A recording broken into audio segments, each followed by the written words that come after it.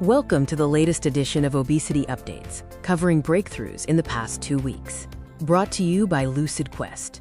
Biohaven has completed enrollment in its Phase 2 study of taldefgrobep alpha, a myostatin activin pathway inhibitor being evaluated for obesity. The randomized, placebo-controlled trial includes approximately 150 participants across U.S. sites and is assessing % change in body weight over 24 weeks, with additional measures of fat and lean mass. Top-line results are expected in the second half of 2026.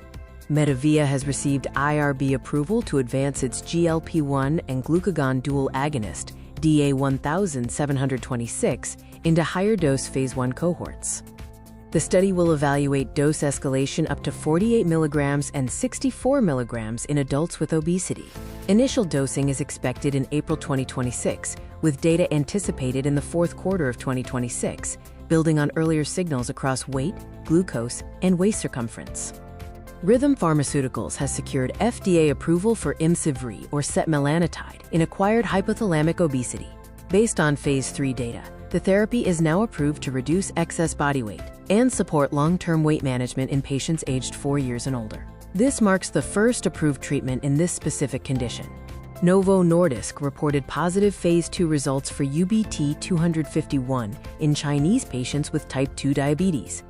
The triple agonist targeting GLP-1, GIP, and glucagon pathways demonstrated up to 9.8% mean body weight reduction and up to 2.16% reduction in blood sugar after 24 weeks, alongside improvements in additional metabolic parameters.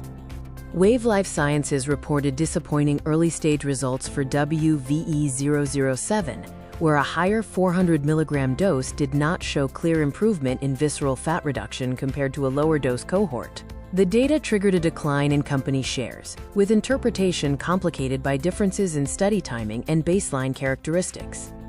Viking Therapeutics has completed enrollment in its Phase 3 Vanquish 2 trial, evaluating VK2735, a GLP-1 and GIP dual agonist. The study includes approximately 1,000 adults with type 2 diabetes and obesity or overweight, with % change in body weight versus placebo as the primary endpoint.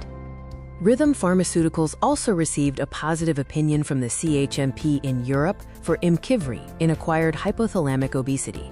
The recommendation supports use in both adults and children aged 4 years and older, with a European Commission decision expected in the second quarter of 2026. Semaglutide is approaching generic entry in several major markets, including India and China, with additional countries expected to follow. This development could significantly expand access to obesity and diabetes treatments, while introducing pricing competition outside the US and EU.